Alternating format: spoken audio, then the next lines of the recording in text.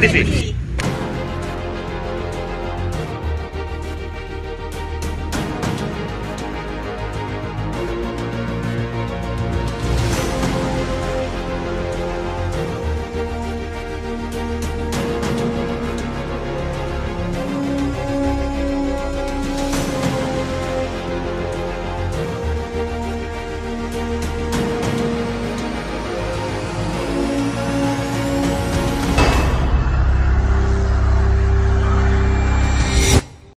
Baik sahabat Ekspedisi Sultan, kita lanjutkan pembicaraan yang sempat terputus.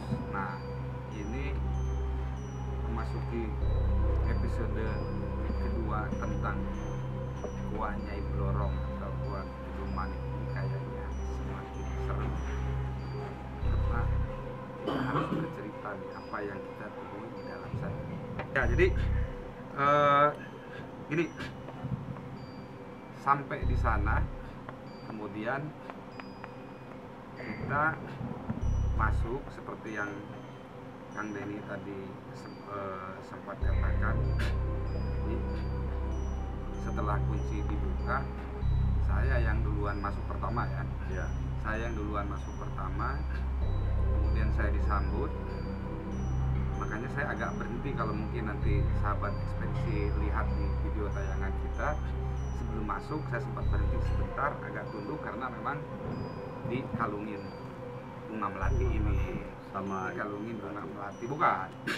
Sama seseorang perempuan juga lah.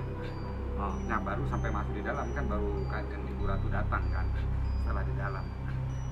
Nah, setelah di dalam, kemudian saya sama Kang Denny di depan ya. Saya sama Kang Denny di depan. Saya sengaja tuh megang Kang Denny supaya apa yang saya saksikan juga Kang Denny saksikan sama. Nanti kalau enggak kan dibilangnya saya ngarang-ngarang kan, kira-kira gitu kan. Nah, jadi walaupun di dalam alam kita itu waktunya hitungannya menit, sebenarnya kita di dalam itu kan sangat lama kan beda waktu, zona waktu yang berbeda. Jadi ada sempat beberapa pesan yang disampaikan beliau itu. Yang pertama kali sebenarnya memang teguran itu tadi, saya harusnya datang dengan baju kebesaran ya. Saya harusnya datang dengan baju kebesaran sebagai seorang sultan, bertemu dengan seorang ratu, sesama penguasa lah kira-kira begitu kan. Saya bilang saya minta maaf teman-teman, bukan tanpa persiapan, saya tidak tahu ada pihak saya tahu sebetulnya, hanya memang yang tidak mau pakai itu lah gitu kan. Nah, saya memang minta izin waktu itu, kita bilang walaupun sebelumnya sudah diinformasikan lancang, memang mau ngambil gambar lah kira-kira ya, sama beliau itu gambar. Saya bilang sebagai wahana pendidikan lah buat masyarakat. Nah, dia sempat cerita panjang lebar bahwa memang tempat ini sering digunakan oleh orang-orang yang tidak bertanggung jawab atau niat yang melenceng-lenceng. Bahkan ya pernah beberapa kali orang pesugihan atau apalah, tapi yang jelas kalau bahasa sederhananya itu ada orang tarik uang di situ lah sebetulnya. Ada orang tarik uang di situ. Sebenarnya beliau nggak suka dan tidak senang tempatnya dikotori dengan orang-orang yang berniat melenceng. Ada lagi memang pesan-pesan beliau yang kalau saya ceritain agak aneh ceritanya, tapi itu nggak bisa lagi ceritain. Bab-bab khusus itu kan nggak perlu kita ceritain. Tapi memang paling nggak begini, dia sangat senang kita melakukan ekspedisi ini ke tempat-tempat sakral, ke tempat-tempat apa namanya yang penuh dengan aura-aura spiritual ya kan, untuk menjaga keseimbangan. Karena sebenarnya kan ini kemauannya beliau dari dulu. Dari dulu kedua kali saya bertemu beliau itu, dia meminta itu untuk saya berjalan lah dari tempat ke tempat. Jadi ini pertemuan kedua kemarin? Oh, bukan, udah sering. Masih dulu waktu saya kedua kali bertemu beliau itu sebelum saya naik tahta, sempat diminta untuk berjalan lah ke tempat-tempat seperti ini. Kan memang waktu itu nggak ada yang pertama. Yang kedua, kita belum belum meyakini kan, tapi setelah pertemuan itu kemudian apa yang diceritain Bunda Ratu itu kejadian terus ya, akhirnya kan pelan-pelan waktu itu saya mulai berjalan tuh dari satu tempat ke tempat yang lain. Nah kan ini kesempatan kita sekarang melakukan perjalanan ini, ya sebenarnya intinya beliau senang lah, makanya ditunggu ya, ditunggu kedatangan kita. Jadi nah ada beberapa hal yang beliau sampaikan lagi itu sebenarnya tentang soal ya Pandemi COVID. soal pandemi COVID, apa kan memang beliau juga sudah pernah sempat sampaikan ke saya waktu beberapa tahun yang lalu soal pandemi itu. Cuman kan kita kan tidak percaya. Ya kan, apa itu kan? Kalau bahasanya beliau kan semacam pagebluk, jadi ya, semacam pagebluk. Gitu. Apa pesan beliau terhadap pandemi yang sekarang? Ya kita kan bukan pada posisi mau meramal, tapi menyampaikan kira-kira berakhir tahun depan lah. Jadi kita memang diminta untuk terus bersabar, tetap menjalankan protokol kesehatan, jangan sombong, jangan takabur menghadapi pandemi ini, dan minta menumbuhkan kesadaran untuk tetap penting menjaga kesehatan ya. Jadi mungkin Kang Denny mau nambahin, Kang, posisi kita di dalam sebelum nanti saya ceritain ada hal yang menarik lainnya. Apa yang dilihat waktu itu, Kang Denny? Atau diajak sama Sultan? Saya masih lihat itu kan tangannya digandeng seperti ini. Itu diajak juga. Waktu Sultan membuka Tabir. pintu alam gaib, Ya, datanglah sosok Roman. iya. Oke. Ya, kita yang disampaikan oleh beliau kepada Oh, dua perempuan inilah bukan Kanjeng Ratu sama Ibu Dewi Nyi Dorong ya. Oke. Ketemu dengan dua. beliau datang kereta Ya, kereta bencana. banyak yang mendengar Ya, hampir di si Sultan itu. hampir semua mendengar lah sebetulnya. Ya.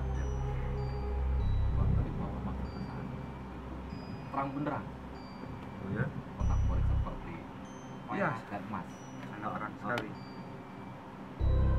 Padahal di depan itu kan gelap sekali kan. Gelap. Tapi Di dalam sesungguhnya gua. itu seperti apa suasananya pas di depan itu yang Kang Denny lihat? Suasananya itu ya terang seperti siang gitu, dengan cahaya dari mungkin perak dan menyolong dari emas. Betul. View-nya alam atau perkotaan atau gimana? Perkotaan. Oh. Perkotaan tapi bukan di alam kita maksudnya. Ya. Seperti gedung. Nyatanya itu batu. Nyatanya batu. Gua itu batu. Iya, sebenarnya itu kerajaannya beliau. Kita itu kan posisinya ada di kerajaan beliau, tapi tidak di dalam balairungnya. Ada di tempat khusus lah. Kan sebenarnya gini, mungkin kita ini kan beruntungnya yang pertama memang niat ke sana bukan untuk mencari sesuatu ya, tapi sebenarnya kan kita mungkin karena ini juga ditawarin lah mau bawa barang apa dari sini kan gitu kan, tapi kan kita bukan mencari barang-barang begitu. Oh, sempat ditawarkan itu, Bang? Iya, Sama penjaga ya? bukan lah sama beliau, ngapain penjaga, kita kan nggak berurusan dengan penjaga. Sempat ditawarkan, bahkan diperlihatkan mustika itu. Iya, bahkan mustika itu yang secara nyata mungkin bukan, kan itu kalau mustika itu kan kita sudah balik ya. Iya. Jadi kalau pas mustika hijau yang besar segede batu begini itu kan posisinya datang bukan pada kita di alam di beliau kan, bukan di alam goib. Itu batu mustika itu muncul di alam kita. Ya, ya. Iya kan? Emang itu Saya lihatin. bilang, gimana Sultan nih kalau kita bawa? Ternyata, oh jangan, Gitu. biarkan tuh kepada alamnya sendiri. Gitu. Kalau kitanya orang yang Hah? selalu serakah lah atau haus dengan barang-barang begitu, mungkin ya kita ambil aja kan kita setiap ekspedisi juga selalu dikasih barang begituan kan, mulai waktu itu di di Kota Genggelang dikasih, kemudian di sumber airnya Ibu Ratu juga dikasih kan, rantai emas besar itu, tapi kan kita nggak pernah ambil, dan memang bukan tujuan kita mencari barang-barang seperti itu kan. Justru kita menjaga barang-barang itu diambil supaya tidak mengganggu keseimbangan dua alam itu kan, antara alam gaib dan alam manusia kan. Jadi sebesarnya apa bang mustikanya itu? Warna hijau ya? Hijau Warna hijau. sebesar kepala bayi lah mungkin ya Kang Denny ya, Ya. kurang lebihnya sebesar kepala bayi, besar kok itu. Karena saya lihat pada waktu abang bilang ke Kang Denny, coba lihat itu kan. Ya. Terus kameramen si Igong shoot itu tapi nggak dapat kan? Nggak dapat. Gambar. Padahal itu sebenarnya di alam kita, bukan di alam gaib waktu itu barangnya. Kita sudah kembali kan, sudah sadar. Ya kan? Kalau abang nyuruh Igong maju waktu itu bisa diambil itu, artinya nge-shoot gambarnya. Tapi jangan lah ya, karena Ya enggak lah kan, Karena saya takutnya orang nanti datang ke situ tuh malah mau ngambil itu. mengambil itu. Kan saya sempat ya itu kebanyakan. tanya ke Ibu Kuncen kan, Ah. batu hijau itu tidak jarang muncul kan, enggak katanya, itu orang-orang tertentu aja yang bisa lihat. Itu pun kan dilihat tapi secara gaib. Kalau kita kan Nyata. barang itu muncul di alam kita ini, Betul. ya kan, besar, bercahaya, hijaunya itu bercahaya, Ya. bercahaya lah. Nah, fungsi mustika ini kan yang abang sebutkan tadi untuk menyeimbangkan alam ya. Gini kan, Seperti apa maksudnya? kan kalau di alam sebelah itu kan dia butuh energi kan, Oke. karena kan nggak ada matahari kan kalau di alam sebelah. Oh. Ya kan, di alam sebelah kan nggak ada matahari. Nah, matahari itu kan energi, Betul. ya kan, yang membuat kita bisa hidup. Apakah salah satunya energi sinar matahari itu. Nah, batu mustika itu kan fungsinya itu untuk memberikan energi di alam Alam gaib. mereka. Kalau batu mustika itu kita ambil kan, wah bisa Ya, hancur ya, itu ya, alam ya. kan Ya, gitu. betul, betul. Itu. Itu gua itu. Iya, iya, iya. Jadi dia ngambil energi yang dimiliki oleh alam kita ya, manusia. Ya bukan juga, Kesedot. artinya dari batu itulah yang mengeluarkan energi untuk sumber kehidupannya mereka di sana. Enggak, maksudnya kalau misalkan itu diambil, kan banyak nih orang memburu Ya, mustika-mustika seperti itu. Nah, Hmm. itu yang akan mendatangkan bala bencana itu tadi ya. bencananya bukan di alam kita, di alam sana. Ya mungkin ada juga efeknya lah ke alam kita kalau batu mustika itu diambil, tapi yang jelas alamnya mereka bisa hancur nah, kira-kira, karena udah nggak ada kestabilan energi lagi kan, pasokan energinya sudah nggak ada. Nah, kembali ke tadi itu kan itu semacam, jadi waktu itu masuk ke kerajaannya, betul ya. Dan itu katanya ada semacam kolam, bukan kolam renang bang ya, yang besar sekali.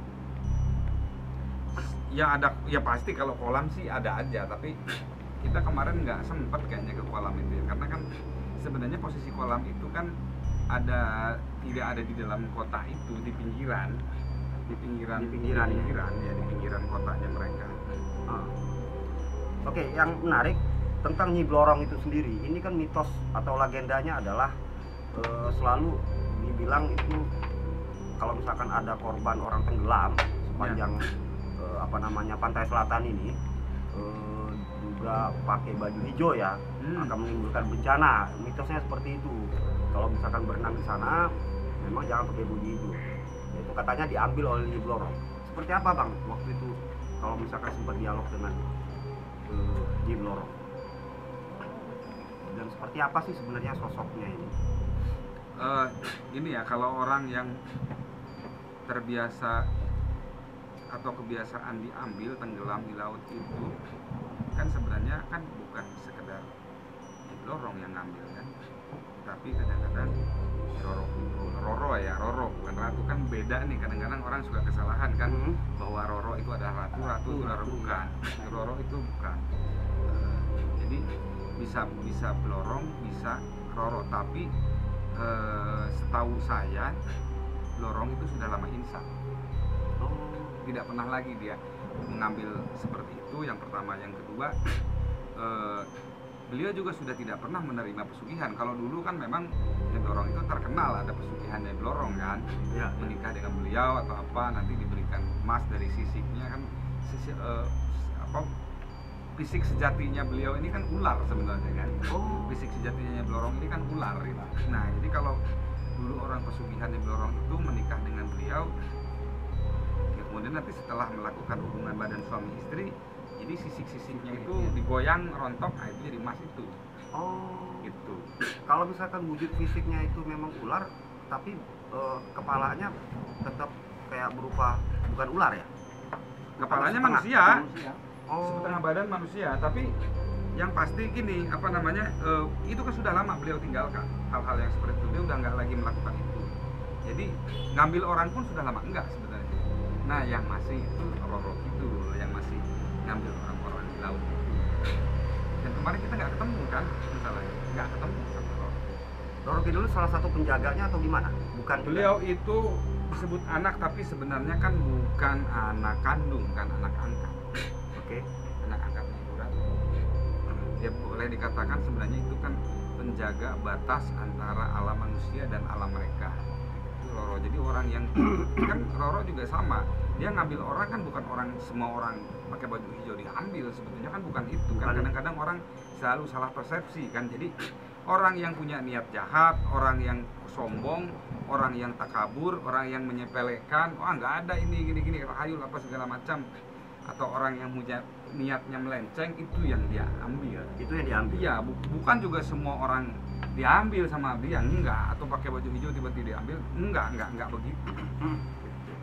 Auranya, konon kabarnya kalau misalkan orang bertemu dengan Nyi Blorong ini memang ada aura tegas dari sosok Nyi Blorong. Oh iya, jadi memang beliau ini kan cantik, tapi kan beda nih sama Kanjeng Ibu Ratu, kan ayu gitu kan, kalem bawaannya kan. Kalau Blorong seperti apa sih, cantik tegas gitu loh, berkarakter gitu loh.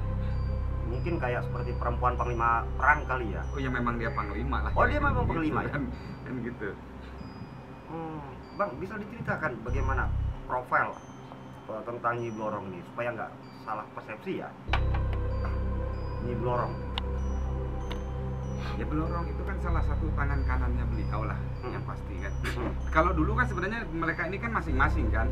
Dia punya Blorong sendiri, Nyai Ratu ini penguasa sendiri. Nah Nyai Blorong ini kan dia punya urusan sendiri lah, nggak ada hubungannya sama Kanjeng Ratu kan. Nah cuman nggak tahu, saya apa namanya belum terlalu apa, nanti coba kita luruskan ya, saya belum tanya ini Ya. Kalau saya kan nggak bisa ngarang-ngarang cerita, kalau nggak tahu saya mesti tanya dulu ke sebelah kan gitu gitu ya kan. Tapi karena pertanyaannya sekarang mungkin hanya bisa merabat, jadi gitu.